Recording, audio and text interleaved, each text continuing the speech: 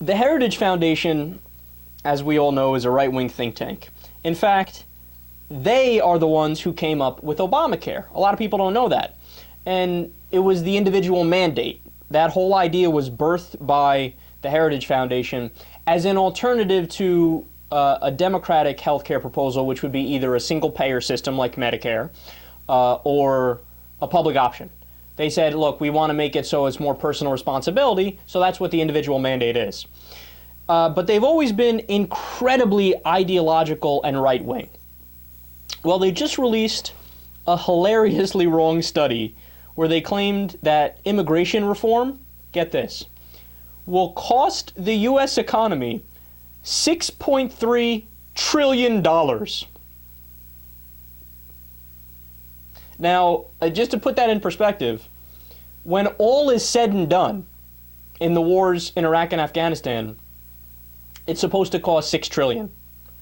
So you're telling me the equivalent of, when you put the two wars together, about 20 years of war, where we spend billions of dollars on a daily basis. Immigration reform is going to cost the same as 20 years of war? Please. It's absurd at face value, but when you dive into the specifics, it gets even funnier. So listen to this. Here are the findings of the study.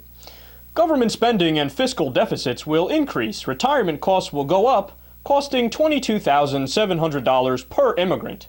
I love how they put, like, not round numbers, like 22,700. They added a 7 to try to make it seem like, yes, it's a very serious number we got there. This has to be incredibly high-minded here.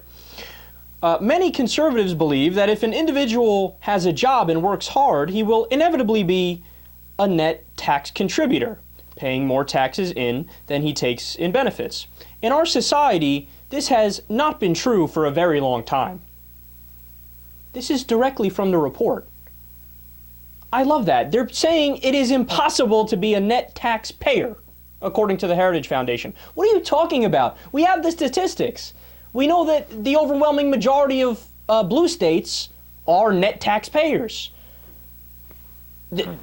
Where's the debate? Of course it's possible to be a net taxpayer and pay more than you receive in benefits. That's obvious. But they're saying, no, not possible, especially for immigrants, not possible.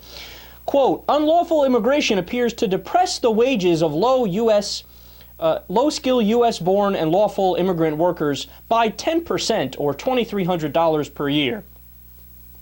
To which I respond, right, which is why we want to make them legal immigrants so they don't undercut the wages of American workers and work for less than the minimum wage laws.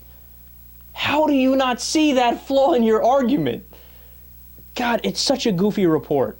But you ready for the big whopper? The Heritage Foundation released a different immigration study in the year 2006. The findings of that study? Immigration adds about $1.4 trillion to the economy. That's awesome. So which is it, pal? You can't come in here in 2013 and say it'll cost $6.3 trillion, but in 2006 it would have added $1.4 trillion. That is only the most contradictory thing I've ever heard of in my life. A $7 trillion swing? What are you doing? God, these guys are such clowns. They're such jokes. This is directly from the 2006 study. Quote, most immigrant families have a positive net fiscal impact on the U.S., adding $88,000 more in tax revenue than they consume in services. So the 2006 study says immigrants add $88,000. The 2013 study says they siphon about, what was it, $22,000 or whatever it was. Oh, they're so goofy. From the 06 study, quote, Social Security payroll taxes paid by improperly identified workers or undocumented immigrants have led to a $463 billion funding surplus. So they're saying, yeah, sometimes illegal immigrants, they get caught in a mesh. They don't know what their actual status is yet. And there's a net tax receipt of $463 billion. A surplus that they give us.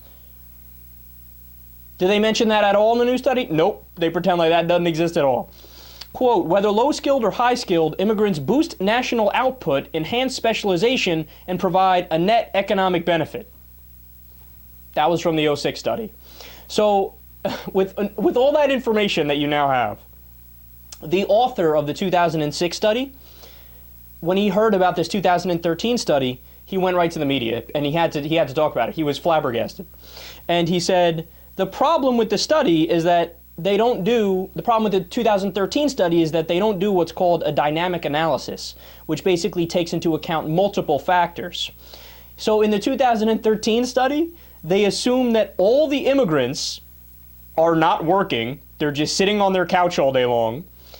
And get this, they do all of their shopping and purchase all their goods in their home countries. Yet again, that's awesome. So, in other words, just to give you an analogy to show you how they did this new study, it's like they watched a basketball game, and I'm a Knicks fan, so I'll just use them for an example here, right? And the Knicks let up 82 points, let's say, right? The opposing team scored 82 points on them. Now, the Knicks, in return, scored 90 points.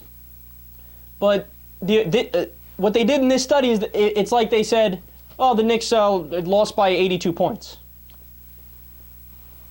Yeah, but wait a second. No, the Knicks scored 90 points, so they actually won by 8 points. Yeah, no, they lost by 82 points. But you're not factoring in their offense. That is a relevant part of the picture. Just like when you look at immigrants, the net tax money they pay from the work that they do and the amount of money they spend in our economy because they live here, you have to factor that into the study, you dipshits.